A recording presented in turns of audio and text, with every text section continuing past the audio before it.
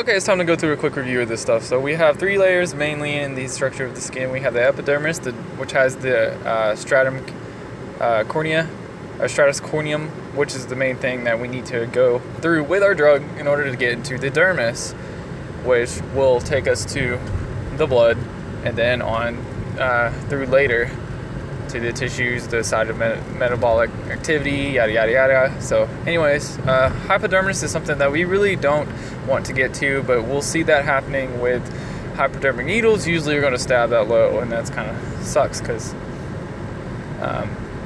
it's not as efficient as you think. So anyways, it damages the tissues and it inflames things. You get a sore muscle and you get a sore skin for a couple of days in some cases. But anyways, we have those layers. So what's the epidermis? The outer layer pretty much has a lot of keratinized skin on the outside. You get in deeper, and then you'll start to have newer skin, but it's mostly keratinized skin. You get into the dermis, and then you'll have connective tissue, hair follicles, sweat glands. You'll have blood flow there. The blood flow is about 2.5 milliliters per 100 grams of tissue. Then you have the hypodermis. This is just, I want to say, fat and connective tissue. Yeah, it's fat and connective tissue. Then we go on. We have the skin's colors created by melanin, which is inside of the epidermal layer.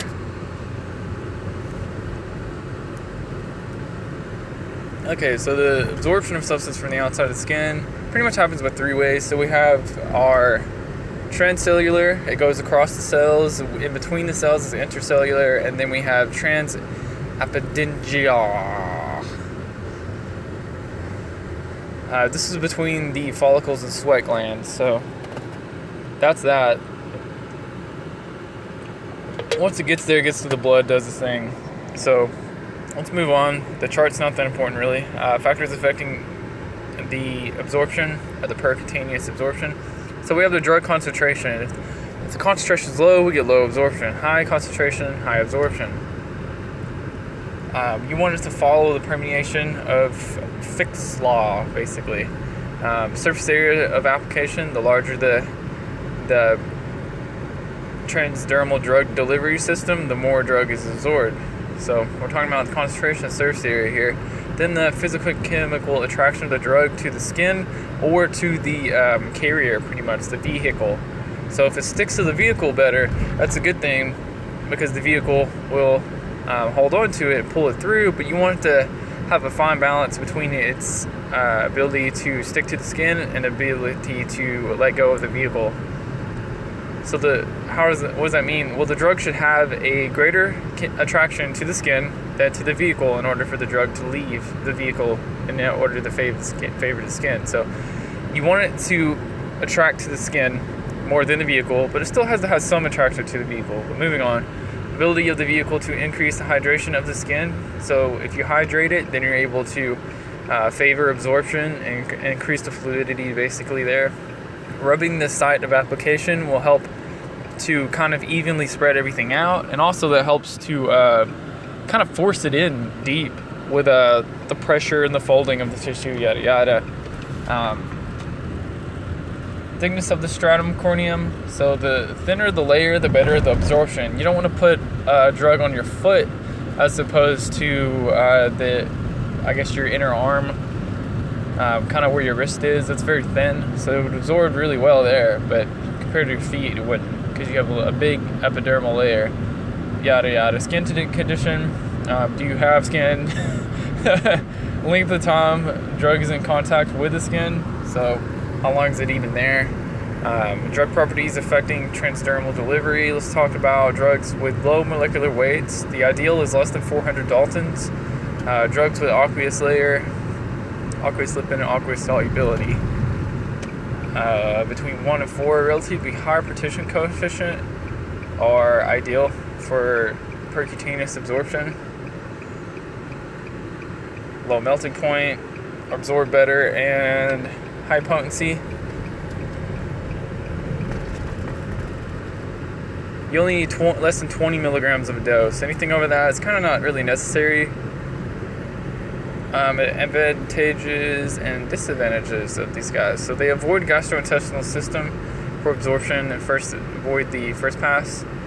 They're non-invasive, avoiding the inconvenience of parenteral therapy. They provide extended therapy, improving adherence, activity drugs through the controlled release.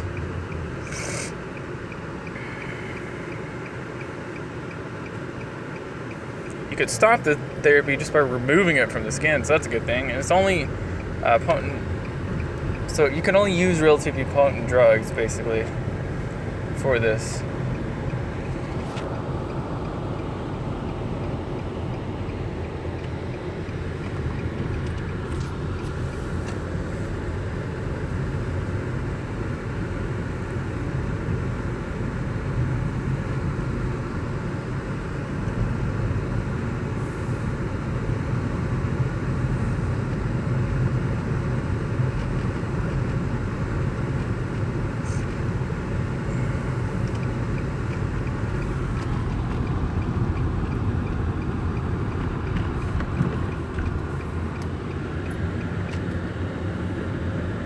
There's a non-aqueous somewhere.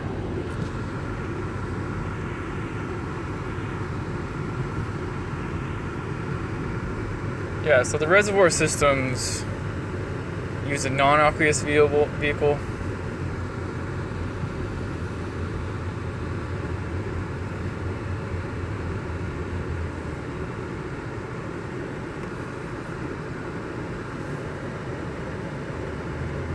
The reservoir would be more of, you have multiple layers coming through.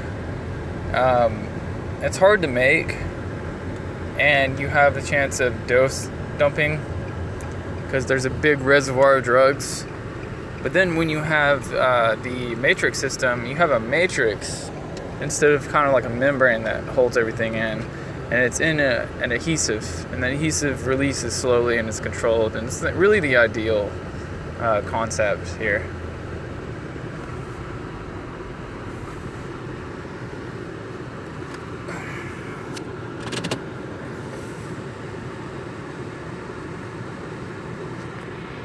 Yeah, I'm done.